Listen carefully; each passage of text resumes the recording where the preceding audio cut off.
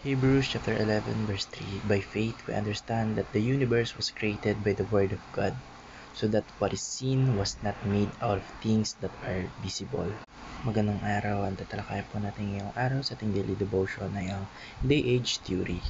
At ang una pong katuruan na natutuhan ko ngayong araw kay Pastor Russell Ocampo ay God could have created the universe over time. Ang ating Panginoon Diyos po ay may kapangyarihang lumikha ng sansinukob o ng universe sa anumang paraan na nais niya, sa kung anumang paraan na gusto niya. So kung paanong paraan niya man gustuhin mangyari ang kanyang nais. Kabilang na po yung paggamit ng isang proseso sa loob ng mahabang panahon.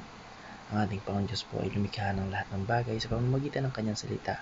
Pero hindi nito isinasara yung posibilidad na ginagamit niya yung panahon bilang bahagi ng kanyang proseso ng paglikha. Sa ibang interpretation po, maaaring tumutukoy ito sa idea na ang ating Panginoon Diyos ay maaaring gumamit ng natural na proseso upang mabuo ang isang universe o ang kalawakan. Gaya po ng unti-unting pagbuo ng mga bituin, planeta, at ng buhay ayon po sa kanyang plano. Bagamat maraming Kristiyano ang naniniwala sa literal na 6 na araw ng paglikha ng ating Panginoon Diyos na naayon po sa nakasulat sa Genesis. May iba pong naniniwala na maaaring ginamit ng ating Panginoon Diyos yung mas mahabang panahon upang gawin o lalangin yung ating mundo o yung buong sansinukob. Ito po isang pananaw na tinatawag na progressive creationism o theistic evolution. Ang paniniwala na ang lahat ng bagay ay nagmula sa ating Panginoon Diyos na lumikha sa buong universe, hindi mula sa anumang umiiral na material, kundi po sa pamamagitan ng kanyang makapangyarihang salita. Ang natutuhan ko naman po sa pangalawang katuruan ni Pastor Russell Ocampo ay God could have created the universe instantly. Ang universe po ay hindi nagmula sa anumang umiiral na material kundi sa kapangyarihan ng ating Panginoon Diyos. Naalala ko one time sinabi ito ni Pastor Sep o Sir Khalid na hindi ka maaaring bumuo o makapag-create ng things through explosion. Kasi nga po, maraming siyentipiko na naniniwala na nabuo ang universe by Big Bang o sa Big Bang Theory, which is the explosion of a big matter. Kung susundan po natin itong teoryang ito, which is the closest thing that how our universe or other galaxies created, ay parang hindi siya naaayon sa kung ano man yung maiisip natin. Kasi paano mangyayaring magkakaroon ng isang matter na sasabog? Saan nanggagaling yung matter na yun? Kung may Big Bang Theory man, saan nagmula yung pagsabog na yun? O anong pinagmulan? O ano yung sumabog na yun? Diba?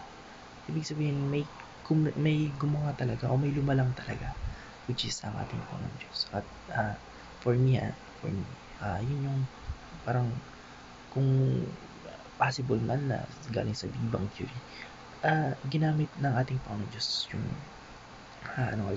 yung theistic evolution o yung progressive creationism o yung paggamit ng time to create something, to create us, to create His creation, to para lalangin tayong lahat.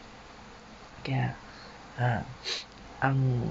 kung nais po ng ating Panginoon Diyos na maaari niyang likhain, kung ninanais niya po ay maaari niyang likhain yung buong kalawakan, yung mga bituin, planeta at iba pang mga buhay o lahat ng buhay sa isang iglap lamang, dahil siya po ay walang limitasyon sa kapangyarihan. Ang ganitong pananaw po ay naayon sa literal na interpretation sa Genesis chapter 1 verse 1 na God created the heavens and the earth, etc. Kung saan sinasabing nilikha ng ating Panginoon Diyos yung mundo sa loob ng 6 na araw sa pamamagitan ng kanyang salita. Ang idea pong ito ay sumasailalim sa kanyang pagiging makapangyarihan at soberano o ano nga ba yun? Omnipotent rather. Omniscient pala is all-knowing. So, omnipotent. Hindi niya po kailangan maging o mag-waste ng too much time o mahabang proseso upang maganap yung kanyang mga plano. Sa ganitong pananaw po, ang pananampalataya pananampalataya. Ang pundasyon o the faith is the foundation ng ating pag-unawa dahil sa paraan ng paglikha ng ating Panginoon Diyos ay lampas sa ating kaisipan, sa ating imahinasyon at kahit sa science, hindi kayang maarok ng siyensya ang pagiging omniscient at omnipresent na ating Panginoon Diyos. Ang natutuhan ko naman po sa pangatlong katarungan ni Pastor Russell Ocampo ay God created a literal Adam and Eve. Pinapakita po nito na ang ating pag-unawa sa paglikha ay batay sa pananampalataya at hindi lamang sa pisikal na ebidensya. Kung si Adan po at si Eva ay tunay na nilikha ng ating Panginoon Diyos, ito po ay nangangahulugan na sila ay unang tao. Ang pundasyon po ng sangkatauhan at yung mga pinagmulan ng kasaysayan nating mga tao ayon po sa Bible. Ang literal po na pagkakaroon ni Adan at Eve ay mahalaga dahil ito po yung batayan ng doktrina na original na kasalanan. Dito po pinaka